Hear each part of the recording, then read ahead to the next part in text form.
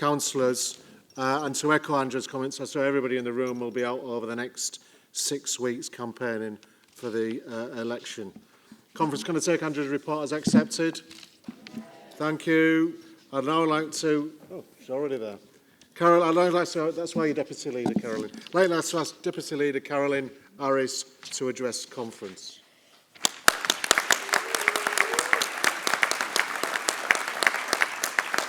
Good morning, conference. It's always a done thing to kick off by saying how good it is to see everybody here today. But this year, more than ever, it really, really is good to see everybody. Although being off Zoom does have some challenges. I haven't got my tracksuit bottoms and a scarf on, and I can't say that the mute button doesn't work or the Wi-Fi has gone down. They have become the things that have been quite normal over the last 2 years. You also know how much better if a speech is going well when you're actually in the room with someone. So please don't let me down on this, guys. I need all the encouragement I can get. I don't like to talk. But seriously, conference, after 2 years that have tested us in ways that would have... 20 minutes, please, thank you. God, no pressure there then, Lynn. But seriously, conference, after 2 years that have tested us all in ways we would have struggled to imagine, the last time we gathered here to see the Welsh Labour family back together is something special. And before travelling up, I was looking back over my speech from 2018, the year you put your faith in me as the Deputy Leader. It seems like a very, very long time ago. And so much has happened since then. Elections lost and won, new leaders battling new challenges, threats and dangers on the world stage, the likes of which we haven't seen for a generation. And of course, casting a shadow over everything, coronavirus. I spoke that day of my determination to help lead a campaign in Welsh Labour that truly represents all communities in Wales.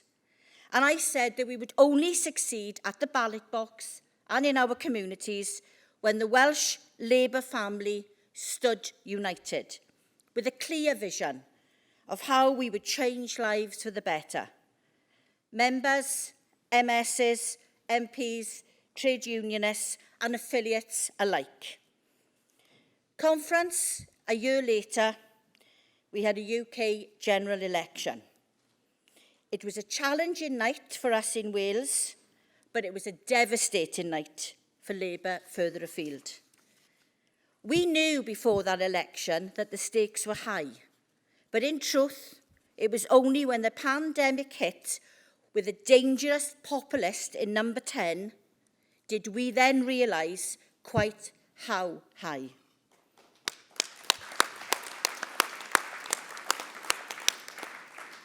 And the story that has played out since across our politics in Wales and in Westminster have been defined by one word, one ideal, one attribute, one essential, almost undefinable ingredient: leadership.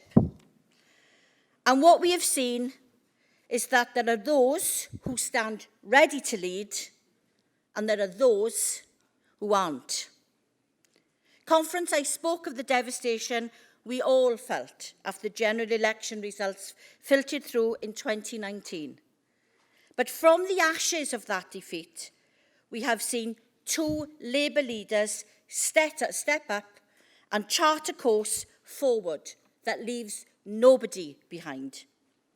And we have seen a Prime Minister reveal himself as a desperate populist, willing to throw anyone and anything under the bus to enrich himself and his cronies. When Boris Johnson first got his hands on the keys to number 10, there were far too many willing to think of him as a clown. A clueless grin and a ruffle of his hair were penance enough. It seemed for a lifetime of political incompetence. Fast forward 2 years, and nobody, not even his own parliamentary colleagues, are in any doubt any longer. The Prime Minister is a man who was happy to let the bodies pile up as the pandemic hit hard. The Prime Minister is a man content to hammer those already on the financial edge with tax rises and cuts to financial support lifelines, but who pockets eye-watering amounts from his mega-rich mates to do up his Downing Street apartment. The Prime Minister is a man who demanded that we all make the necessary sacrifices to keep the pandemic at bay, but who ignored his own rules with an arrogant abandonment month after month after month. The Prime Minister is a man so utterly without shame that he would rather hide in a fridge, yes, a fridge, rather than answer questions about his conduct. Conference, the Prime Minister is a man who more than a week after the Russian tanks invaded Ukraine had welcomed fewer Ukrainian refugees to these shores than he'd welcomed revellers to his boozy lockdown parties. But there is another way to do things, Conference, the Labour way, the Welsh Labour way. And in Keir and Mark, we have two leaders worthy of the name.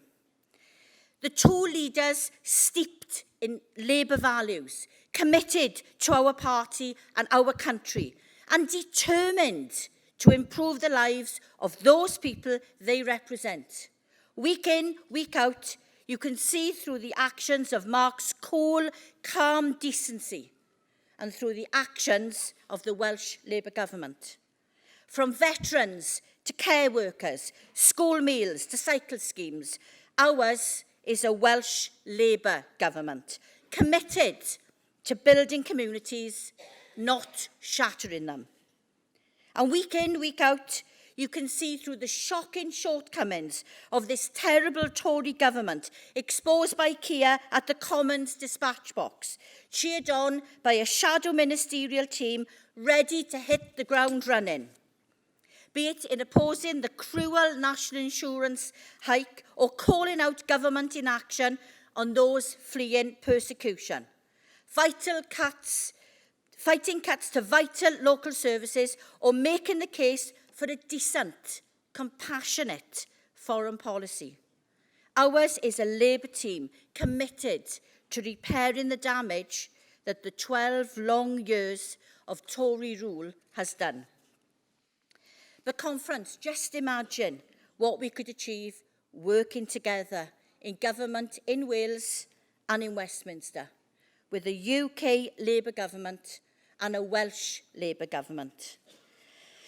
Now, you all know I'm a bit of one for shouting the odds and getting things done from the backbenches. You may say it's a bit of a speciality, but I am very proud to be menopause warrior in chief.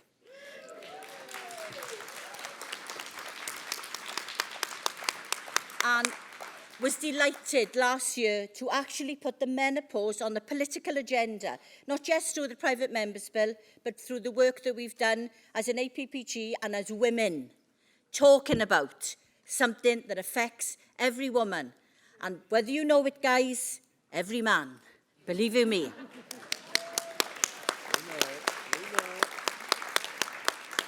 And I feel the same pride at the campaigns that forced the UK government to cap bets on fixed odds betting terminals.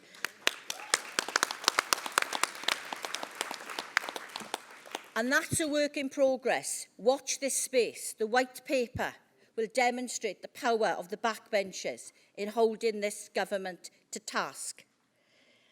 And on a personal level, for creating Martin's Fund, in memory of my son Martin, when I couldn't afford to pay for his funeral. And it was the Welsh Labour government who brought that in within 6 months of me asking. Again,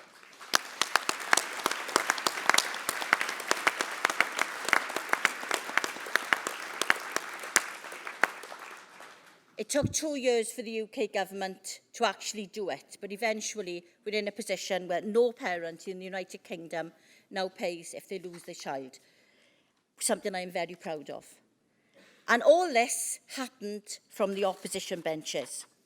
But it's not enough. It's nowhere near enough. And I say again, imagine what we could do in government. And on our Labour benches in Parliament are a team of fantastic Welsh Labour MPs who are charting exactly the path we need to put us into government.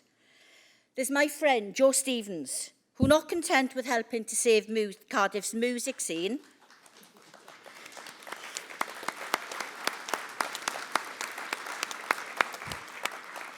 and fly the flag for some of the best pubs in the city, is now standing up standing up for all of us in Wales as our brilliant Shadow Secretary of State.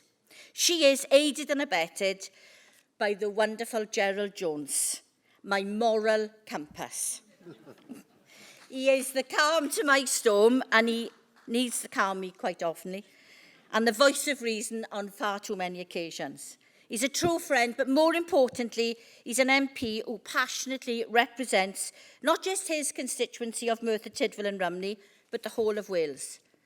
Nick Thomas-Symonds is showing in his international trade role that it is possible to take a principled stand on how you deal with trading partners around the world. And then there's Stephen Kinnock, the poster boy of the Welsh PLP. Recently appointed as Shadow Immigration Minister at the most critical time in our recent history, is already making an impact when it comes to holding our government to account for their failings in supporting those who desperately need our help. Then there's Nick Smith, who continues to hold rogue pension advisers who scammed British steel workers to account. My Swansea neighbour, Tonia Antonazzi, whose determination to fight the legalisation of medical cannabis is unwavering.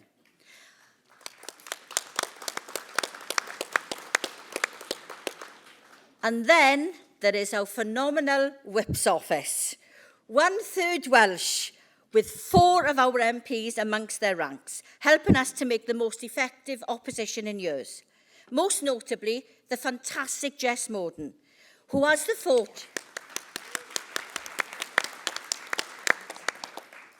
fortune, I think, of being both my whip and my very good friend. And Mark Tarmy, who does the most amazing job as... That's about the only cheer I've ever heard from Mark Tarmy. Who does the most amazing job as the opposition pairing whip. And I could go on, because there are so many fantastic MPs in the Welsh PLP. Geraint Davies, Nia Griffiths, Wayne David, Christina Rees, every one of them, fantastic Welsh MPs representing you in Westminster. And every day we are gaining ground from the opposition benches, every day under Keir's leadership, closer to doing that in government. And conference, as we chart our course back to power in Westminster, let us allow ourselves a moment to celebrate together at last the stunning Welsh Labour victory of last May's Senedd elections.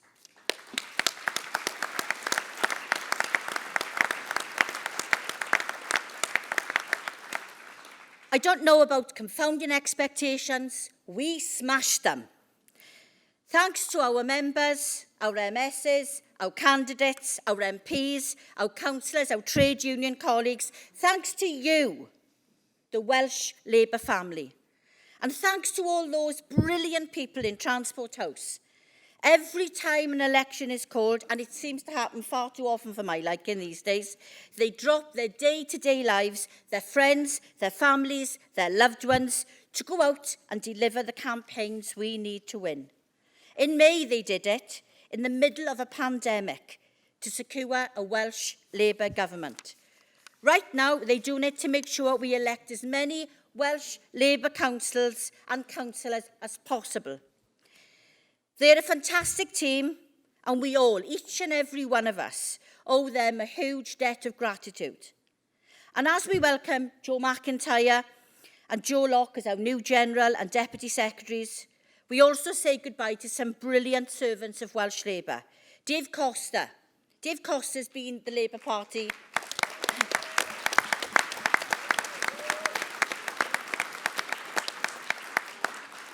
Dave Costa's been the Labour Party for 40 years. 40 years that man has given to us. Dave, if you are in the room, we thank you. We thank you for your service. You have been a true, true servant of Welsh Labour. Louise McGee.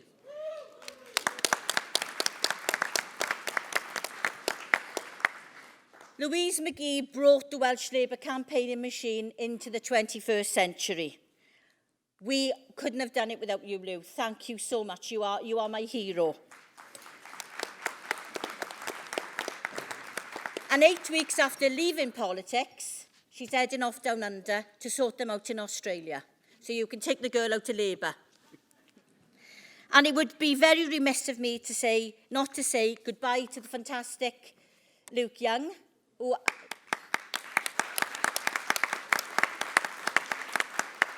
who has been phenomenal. Thank you, Luke. And to welcome Vic Solomon, who've had more comebacks than Frank Sinatra. So as I stand here, as I stood before you in 2018 as your newly elected deputy leader, I said, when we work alone, progress can feel like a bit of a slog.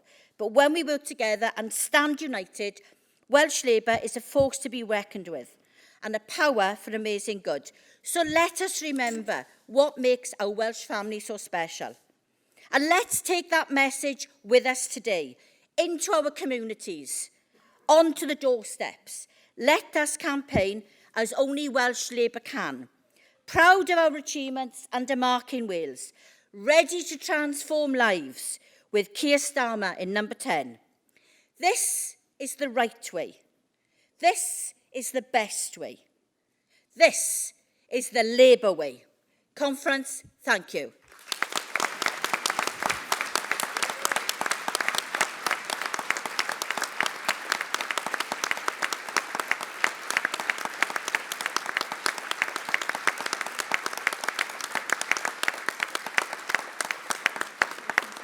Thank you, Conference, and it now gives me great pleasure. Something I've done for the last 2.5 years is be Keir Starmer's warm-up act. And it's something I'm very, very proud of. So, Conference, let's have a loud cheer and warm welcome for the leader of the UK Labour Party, Keir Starmer.